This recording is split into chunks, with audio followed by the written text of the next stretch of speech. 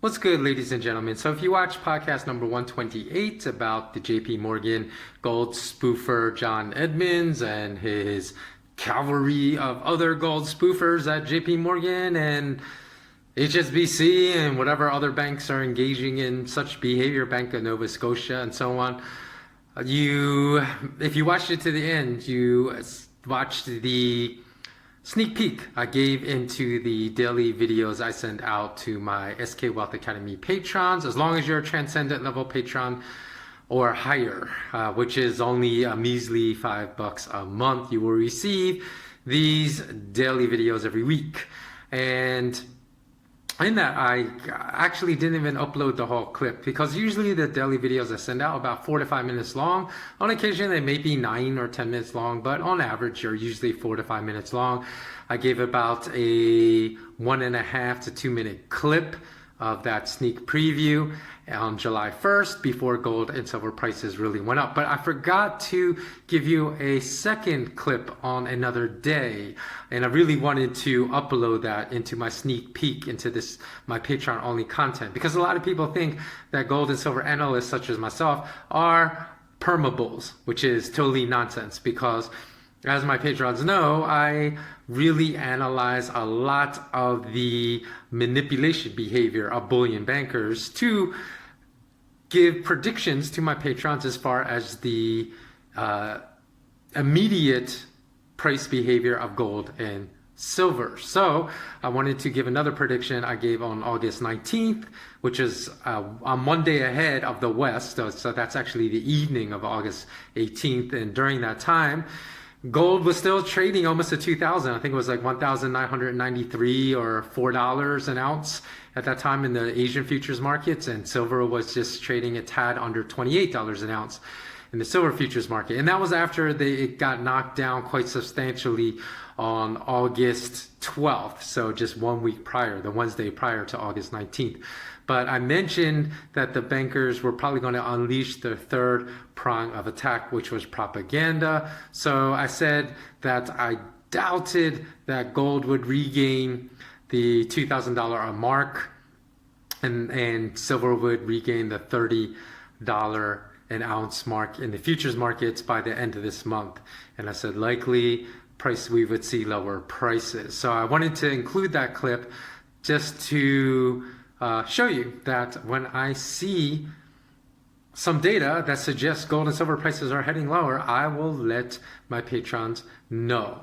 So you can fast forward. I'm going to put in the show notes below, but I think it'll probably be, for those of you that already saw the first clip that watched my John Edmonds podcast, probably be about at the 4 minute and 30-second mark or somewhere around there, maybe 4 minutes and 50 seconds. But also don't worry about the degraded audio quality because these sneak peeks I'm giving to you, these clips, the way I provided these clips was just basically taking a screen recording of the original video. So it's like second generation. So that's why the audio quality is degraded. But if you become a patron, obviously you will be able to view the original videos. Okay, take care.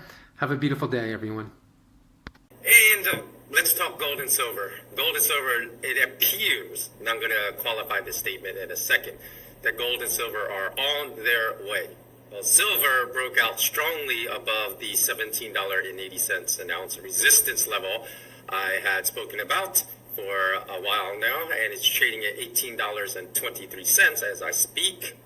Of course, I mean spot prices, physical prices are always much, much higher, and spot gold prices are also above the $1,770 level I had noted. The breakout point, it seems to be comfortably trading at $1,781 right now. However, as I mentioned yesterday, tomorrow, because of the July 4th weekend, will be the last trading day of the year. For reasons I mentioned yesterday, I expect the U.S. jobs data to be exceptionally manipulated in a positive manner, which tends to be negative for gold and silver. So I would not be surprised if we see just one last push down in gold and silver prices in the spot market before gold and silver prices take off. How much? Not much. Maybe gold may retreat to $1,750 or around that point, and silver at above 18 maybe gets pressed back down below $18. Bounce back to its breakout point of $17.80. Really have confidence that the knockdown that happened early last week is not over. So that still holds, especially since we may receive the third prong of the bullion bank attack, just media propaganda today, because the U.S. Central Bank releases its minutes at 2 p.m. New York time. So we'll see if they use their minutes to try to knock down gold and silver prices again. Because yesterday in New York, you saw silver prices rise and gold prices actually move above $2,000 before being knocked back down, and gold and silver futures prices are just about at the same level as they were yesterday when I uploaded my lens video. Okay, thanks so much for watching this sneak peek into Patreon only content.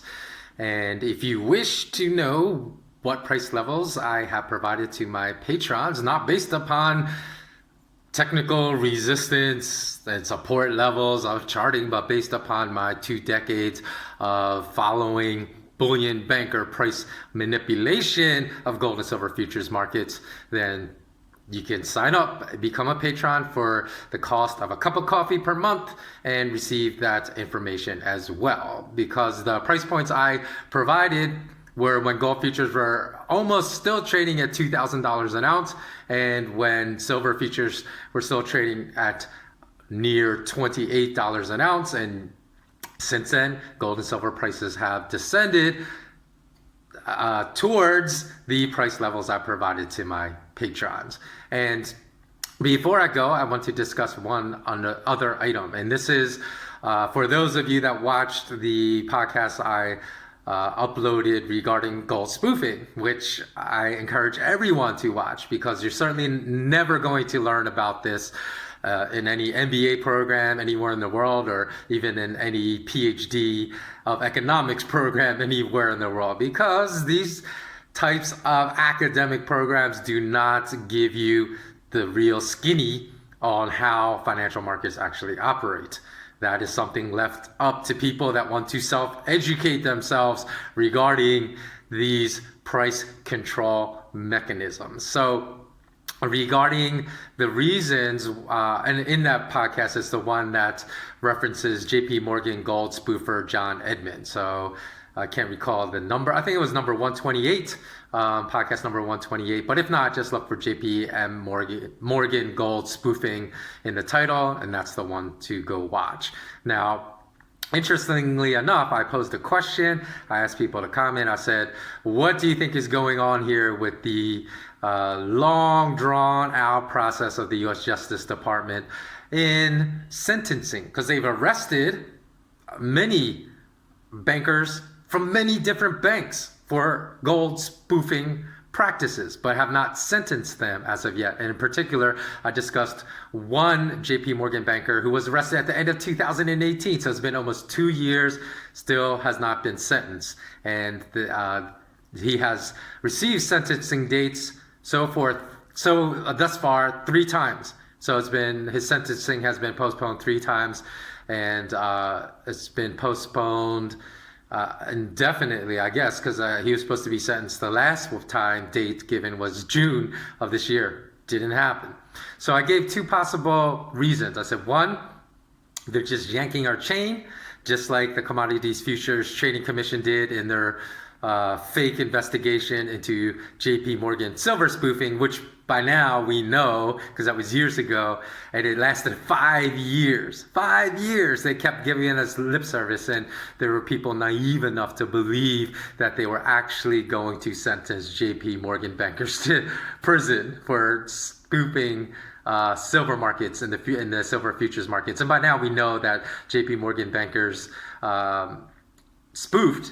They're guilty of spoofing silver futures markets, because JP Morgan bankers have been arrested for spoofing gold futures markets. So there's no way, if they were spoofing gold futures markets, they were not spoofing silver futures markets. So we know that the Commodities Futures Trading Commission had basically zero interest in prosecuting criminality, which is the only reason they exist as a regulatory agency. So they had no interest in doing the only job that they are tasked to do. Because after 5 years of investigation, they concluded or released some bogus, garbage, rubbish, trash statement saying there's no evidence JP Morgan bankers were spoofing silver in the futures market. So they closed, they said they closed a 5-year investigation.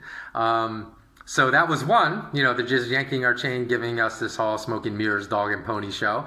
And every single commenter that commented said they believed that was the reason why the cases are being extended for the JP Morgan gold banker, gold spoofing cases. Now, the second choice I gave, which I said I thought was a viable alternative, is because the central bankers, the families that own the U.S. central bank, have decided that they need to reorganize their strategy. And even if it's a stopgap measure, because they can't convert everyone into 100% digital monetary platform, which is their number one goal. Don't get me wrong, that is their preferred solution.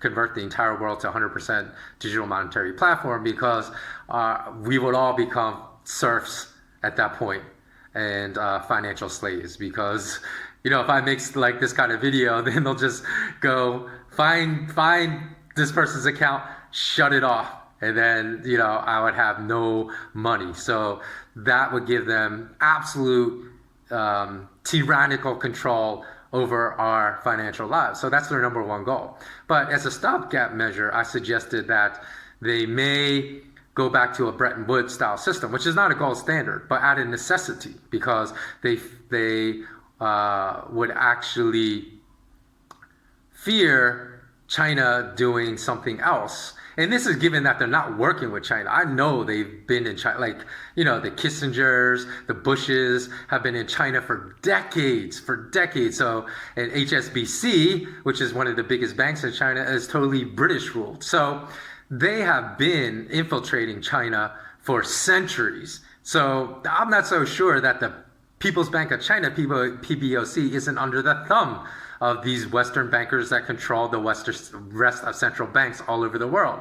So if that's the case, here's the one point why I gave that second alternative option, is because people don't realize central bankers care nothing for the citizens and the nations in which they operate. Central bankers also would sell their mother into slavery to keep their iron grip over control of the global currency markets. They would also willingly turn their back on the U.S. and the United Kingdom and team up with China, in order to keep their iron grip on the global currency flow. So this is what I think a lot of people don't realize, because especially if you live in the West, all you get is this propaganda that China's our enemy, right? Because behind closed doors, there's a lot of cooperation going on between the ruling elite of the West and China. Trust me.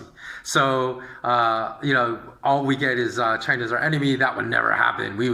Bankers would never team up with China, but central bankers in a heartbeat would. I'm telling you, they would. So that's why I suggested that as a stopgap measure, either to beat China to the punch, or, like I said, if they have been speaking to central bankers in China for decades or even over a century, which I think they have, it's just a matter if the central bankers agree to some of the things suggested by these families that own the Bank of England and the U.S. Central Bank. Now, if they come to some kind of terms to work together, then they could work together to ensure that the gold prices move higher, because that is their stopgap measure until they can move the world into 100% digital currency. So just think about that.